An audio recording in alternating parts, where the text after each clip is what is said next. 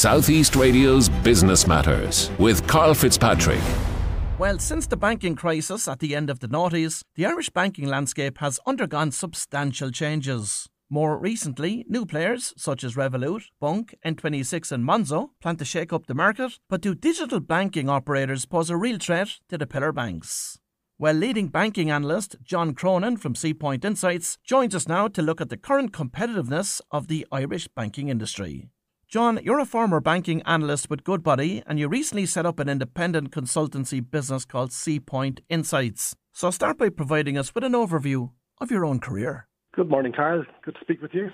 Yes, so my background most recently was I worked as a banking analyst serving institutional investors at Goodbody for the last 8 years, where I covered UK and Irish banks, and prior to that at Investec, where I covered the Irish banking sector. Prior to that, I had deep experience in the corporate finance world, as well as group strategy within a bank and in government advisory. Now, you've recently set up Seapoint Insights. Talk to us about that business and the vision for it. Sure. It's been a long-held ambition of mine to set up my own business, and the time was right for me. I'd spent almost 10 years in the broking world, and I think I'm at the age in my life where if I didn't do it now, I'd never do it.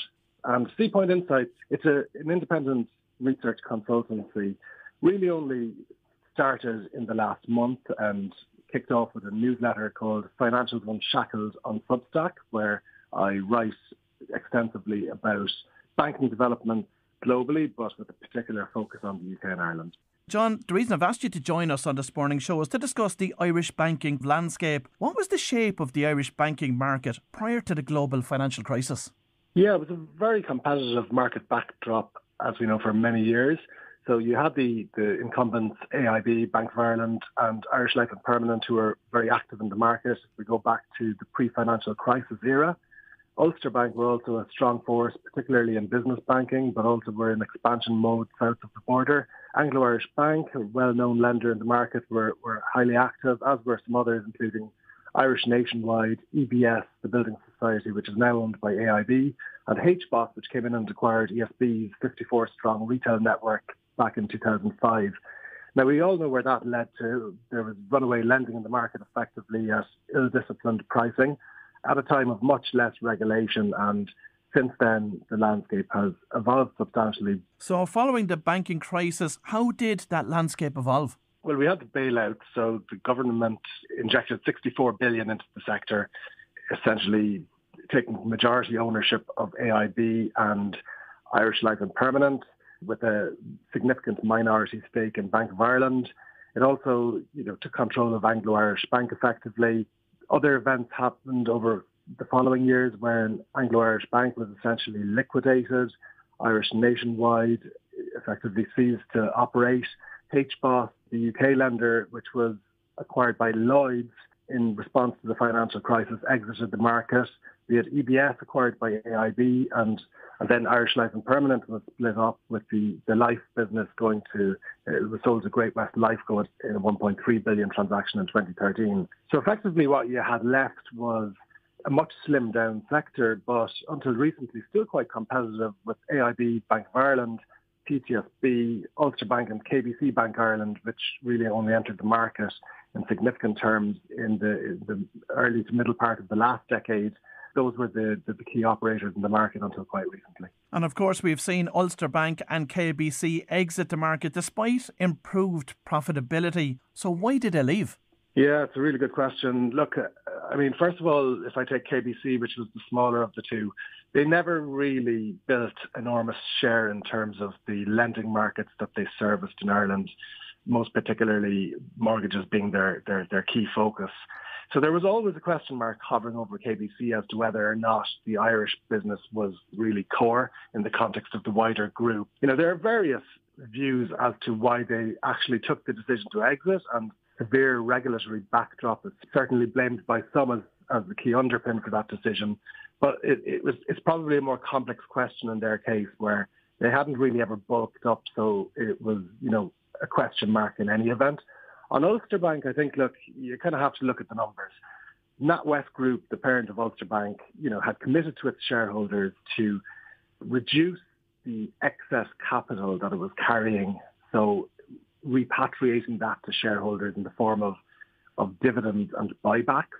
And effectively, the very high capital requirements that its significant Ulster Bank subsidiary faced in Ireland, including some very high risk weights on its loan book, meant that it basically had about 2 percentage points of capital tied up in the Irish market, which is an enormous amount and an enormous obstacle to getting their target capital ratio down to the level that they had committed to shareholders, and an impediment, therefore, in terms of redistributing that excess capital to shareholders. So, because of those very significant regulatory requirements, it really was a no-brainer, in my view, for them to exit the Irish market and to free up that capital to redistribute it to shareholders. So what does the banking sector look like in Ireland today, and what does that mean then for returns?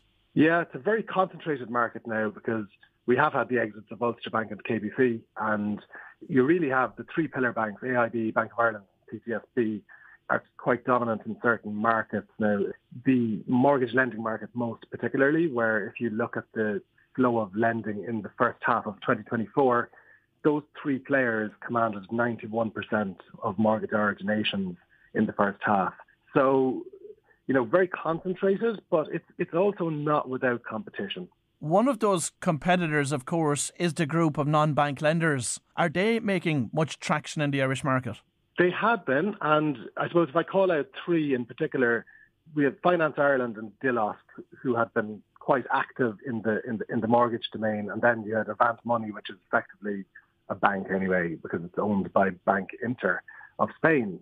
Between the three of those players, they had come up, they had been a significant force in the mortgage lending market in recent years. However, given the pickup in interest rates, and if I take the Finance Ireland and Dilosk business models, they don't have the benefit of raising low-cost deposits in the market. So it's been more difficult for them in a higher rate environment where the banks haven't passed all the cost of the higher rates onto their mortgage customers. It's been more difficult for the non-bank lenders to compete. So that's why the share of the three main players collectively has grown so significantly in recent years. Now, look, competition is going to pick up here. As rates come back down, I suspect the non-bank lenders will become a bit more active. So they'll start coming back to the market. And actually, we saw some news recently from Dilosk in that respect, and they've done a couple of bond issuances recently to fund lending. And we have new competition in the market. Of course, Revolut is a key challenger bank that's coming into the market, making a lot of noise about its commitment to the Irish market. What are you going to expect from them over the coming years? I think it will be slow. Look, I wouldn't underestimate Revolut from a longer-term perspective, but they haven't really started lending in significant terms in markets around Europe, in the mainstream lending markets in which the Irish banks are present.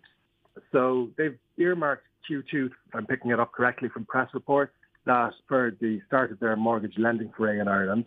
So I think that will start slowly. I think it will be a gradual process. I mean, they have a strong brand, but they haven't made the decision yet, as far as I gather, as to whether they're going to go direct or via broker, or perhaps a combination of both.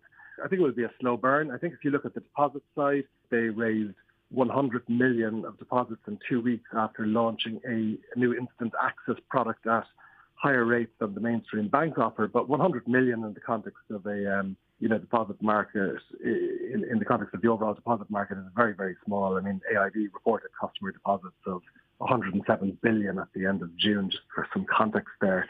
So I think, look, it's very much in its infancy. And actually, I would say that Bank Inter is the one that the incumbents are most concerned, is a strong word, but watching most closely, given that it announced in April it's committing to passport in banking services, including a deposit offering to the Irish market.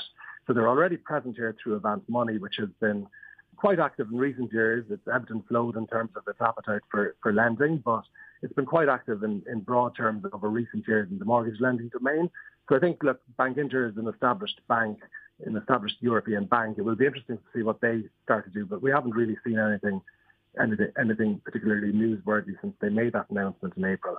And John, finally on this topic, why have the Irish banks been so slow to react to the digital banking structure that we now have in place through the likes of Revolut? Yeah, it's a good question. I think the first thing I would say is, all banks around Europe have been slow to react. If I think back 10 years, and digital really wasn't at the top or at the forefront of the agenda from a board perspective. I think in more recent years it has climbed as an agenda item, and we have seen the bank put substantial investment, both in terms of overhauling their operating architecture, so things like trying to improve processing speeds, get better management information, and also in terms of the front end, where they've invested heavily in their apps and whatnot. I think, to be fair, today, I think the customer proposition is quite strong in certain respects, but, they clearly did drop the ball in terms of the instant payments and have been disappointed around not attaining regulatory approval for an initiative that they collectively launched a few years back in that respect. But I think banks would have to continue to really invest heavily in digital in order to be able to compete effectively longer term, especially when going up against the likes of Revolut, who might, in the long term, iron out the various issues that they're facing, get the expertise they need from a risk management standpoint, and with their kind of lower cost model, as it were, they do present a risk to the extent that the banks don't invest sufficiently over the coming years. Well, if you've just tuned in, that was banking analyst John Cronin from Seapoint Insights. And I'd like to thank John for providing us with an insight into the Irish banking landscape. Southeast Radio's Business Matters with Karl Fitzpatrick.